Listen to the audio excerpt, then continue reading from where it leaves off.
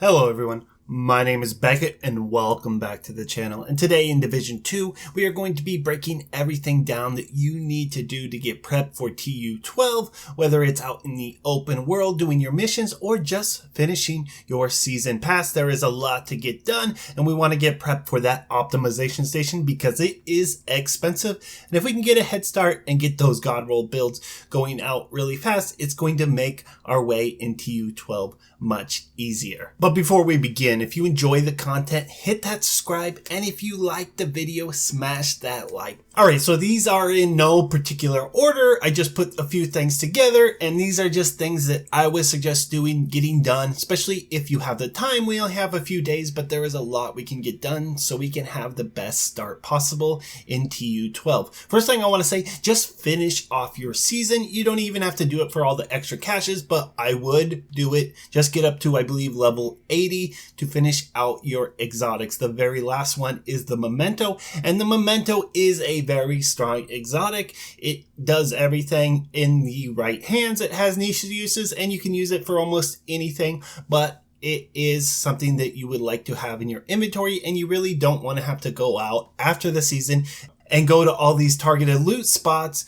and just keep farming and farming for no reason when we could just finish out our season pass really quick and be done. Now, if you are looking for a guide on how to get through shade levels, I have one that I did at TU12. It's a little outdated and I'm going to be doing a new one right before the season drops. But it's still fairly relevant, so if you want to check it out, I will leave a link or a card for you guys to click on. Next thing we want to do is max out all our mats and resources. Now, what do I mean by that? Well, of course, your regular mats, your crafting mats and stuff like this, but the actual resources out in the open world, whatever it is, water, food, components, all that stuff, make sure we have that stacked up. So as soon as Tuesday rolls out and that patch hits, we can finish out our certain projects and start getting blueprints for the optimization station. Now, if we've done those two things, then we're going to want to start heading into our global events, and we're going to want to finish all those things out. And what we really want, well, we want those name caches, and the exotic caches are nice, especially if you're still looking for some exotics that drop out of those boxes. But the main thing we're going to want is the crafting cache, the weapon cache, the recalibration cache. Now, what Massive said is that when we open these, that you're going to be able to get these special new materials that come out for the optimization station.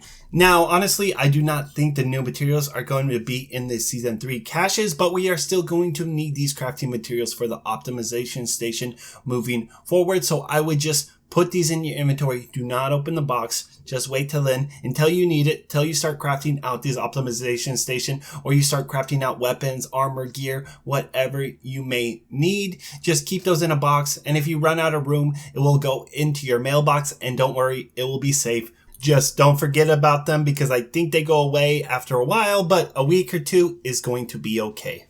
Alright, now number 4, stack shade. Maybe some of us are only at 300 shade levels, some of us 600, 500, and some of us have like 2 or 3,000 shade levels. And I saw that one dude with 10,000 shade levels. Can you believe that? I want to see that /played time. I want to see how much time he put into that. Was he just doing activities nonstop for the last almost 2 years? I am just kind of interested. The reason we want to do stack shade is for the materials we get. So every 5th shade level, we can choose a material, credits, whatever it may be. And I would just hold on to all those shade points. There is no reason to spend them. And if you want to, you can just go and grind out CPs or activities and level up, but don't burn yourself out before TU12. But if you have those and you are leveling up, don't spend them. Just keep them there. They are going to be very useful as soon as the patch rolls out. And I wouldn't be surprised if the new materials are in that shade where you can pick whatever materials you want. I would honestly not be surprised if we're able to buy those with our shade levels. So just a good idea to keep them around. And I always try to let them stack. Right now, I used a bunch trying to craft a FAMAS. Bad luck. Don't do that.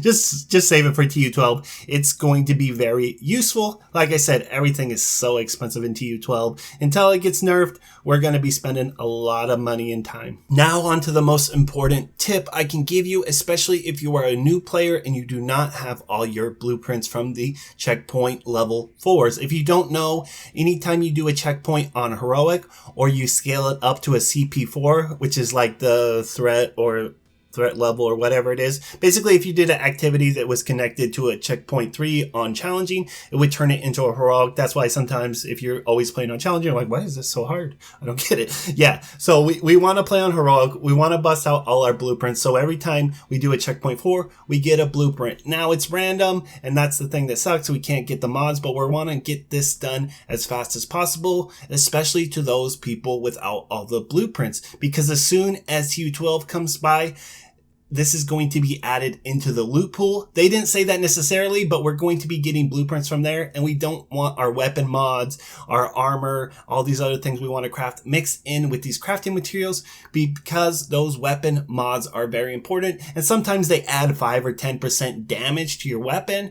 And when you're doing just skill builds, it doesn't really matter, but when we're coming down to those red builds, those weapon damage builds, those Hunter's Fury builds, those weapon mods add a lot of damage. Now, this last one is just kind of like a bonus thing. Just have a plan, get ready, especially if you are trying to grind out that season pass right away and test out those new exotics. I would have a plan, set aside 4 or 5 hours. That's usually all it's going to take, and you'll be able to grind out whatever activity you want to get to level 100. And like I said again, I am going to be doing a leveling guide to help you guys level through Shade, as well as get through that season pass as soon as TU12 comes out. I believe I'm going to be posting that on Monday, the day before, so you can check it out, get briefed, know where you need to go, what you need to do, so you can max out on the first day. But that's all I have for you guys today. I hope you have a good season launch. I hope you guys enjoyed TU12. It is the season of skills, so we're going to have a lot of fun with skill builds. Healers got a big buff. There's a lot going on. So if you guys are looking for more builds, tutorials, news, everything for